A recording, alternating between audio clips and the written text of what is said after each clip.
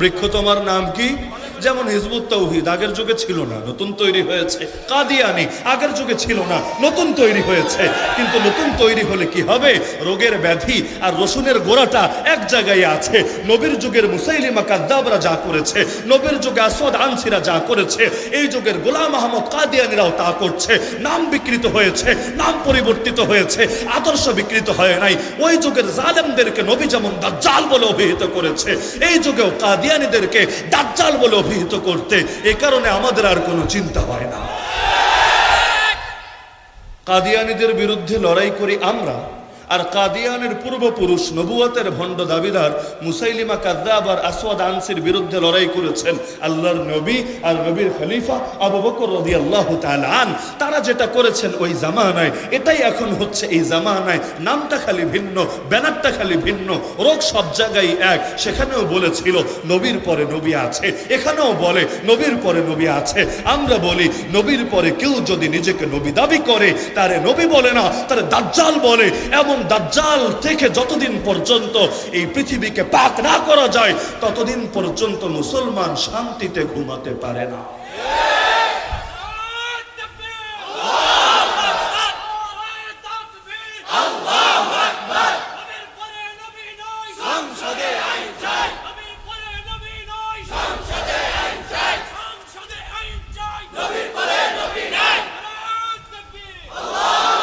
খাতিমাতুল মুহাক্কিকিন ইমামুল আসর আল্লামা আনোয়ার শাহ কাশ্মীরি রাহমাতুল্লাহ আলাইহি বলেছিলেন এই কাদিয়ানীদের ব্যাপারে, এই ভণ্ড কাদিয়ানীদের হাত থেকে নবীর খাতমে নবুয়তকে আমরা যদি হেফাজত করতে না পারি, আল্লাহর কসম আমাদের চাইতে গলির একটা কুত্তাও বেশি উত্তম হয়ে যাবে। অনেকে বলেছিল আবেগী কথা বলে মোল্লাই, কিন্তু না না, মোটেও আবেগী কথা না। আরে দুনিয়ায় কুত্তা বলেই গালি দেন, শুয়োর বলেই গালি দেন। এই প্রাণীগুলোর কেউ গোনায় ধরুক বা না ধরুক, সমাজের সকলেই তুচ্ছ চোখে দেখুক বা না দেখুক, কিন্তু একটা কুত্তাও জাহান্নামে যাবে না, একটা শুয়োরও জাহান্নামে যাবে না, দুনিয়ার কোনো হিংস্র জন্তুও কোনোদিন জাহান্নামে যাবে না। কিন্তু যেই মানুষগুলো আল্লাহর দেওয়া দায়িত্ব পালন করবে না, যেই মানুষগুলো শক্তি থাকার পরও দ্বীনের হেফাজতের জন্য, নবীর আদর্শ হেফাজতের জন্য, নবীর ইজ্জত হেফাজতের জন্য, খাতমে নবুয়ত হেফাজতের জন্য নিজেদের সর্বস্ব কোরবান করবে না, বড় ভয় আছে তাদেরকে জাহান্নামে যাওয়া লাগতে পারে। আর যারা জাহান্নামে যাবে পরিণতির বিবেচনায় তারা তো কুত্তার শুয়োরের চাইতেও বড় করুণ পরিণতিতে নিপতিত হবে। তো এখন দুনিয়াতে দল যতই আসুক, মূল থাকবে সবগুলোর ৭২ দলের মধ্যে। এর মধ্যে ৭২টাই জাহান্নামী, জাস্ট একটা জান্নাতি। এখন নবীর উম্মত মানে মুসলমান হয়েও জাহান্নামে যাওয়া দলের সংখ্যা বেশি নাকি জান্নাতে যাওয়া দলের সংখ্যা বেশি?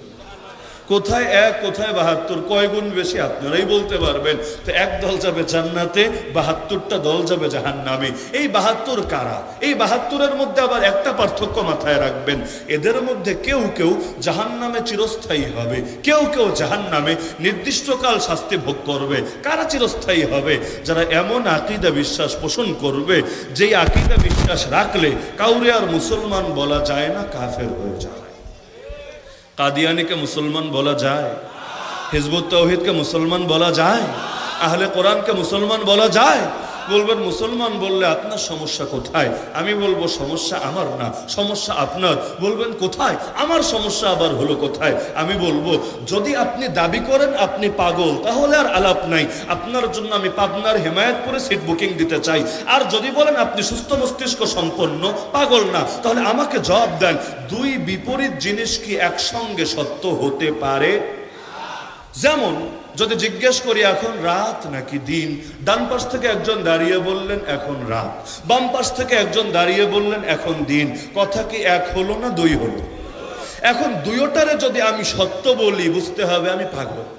আর যদি বলি এইটা সত্য, তার মানে ওইটা মিথ্যা।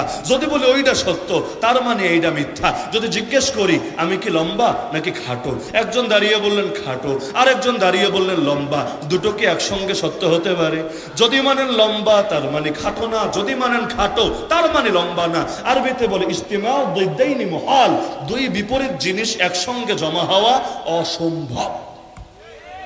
তো যার কারণে দুই বিপরীত জিনিস একসঙ্গে জমা হওয়া যদি অসম্ভব হয়, কাদিয়ানীদের আকীদা এক মেরুতে, আপনার আকীদা ঠিক তার বিপরীত মেরুতে। আপনি যা বিশ্বাস করেন কাদিয়ানী ঠিক তার উল্টাটা বিশ্বাস করে।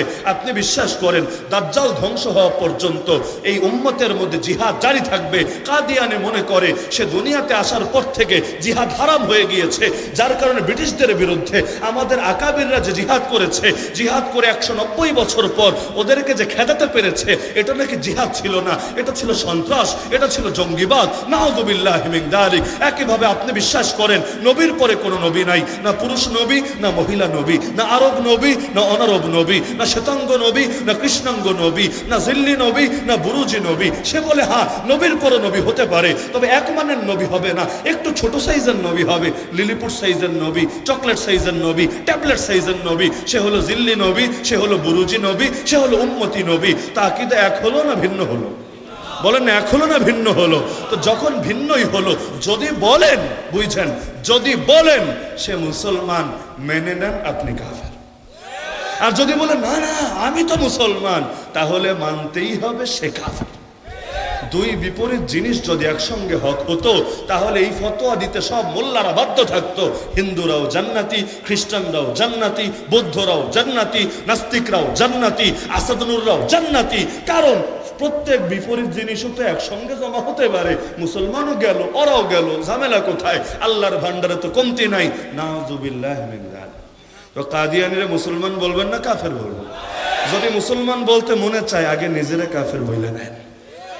এ কারণে শেখুল ইসলাম আল্লামা শাহ আহমদ শফি আল্লাহ তাআলা হুজুরের কবরকে নূরে নূরান্বিত করে দিন।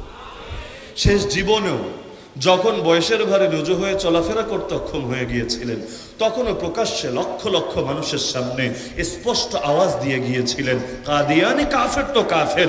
এটা নিয়ে বলার নতুন করে কিচ্ছু নাই। 100 বছর আগেই এই ব্যাপারে উম্মাহ সর্বসম্মতভাবে একমত হয়ে গিয়েছে।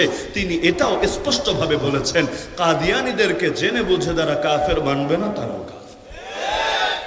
তো এখন এই যে আপনারা মাঝে মধ্যে স্লোগান দেন না, নবীর পরে নবী নাই, সংসদে সংসদে আইন চাই, তার মানে এটা আপনাদের দাবি। কিন্তু বাস্তবতা কি জানেন?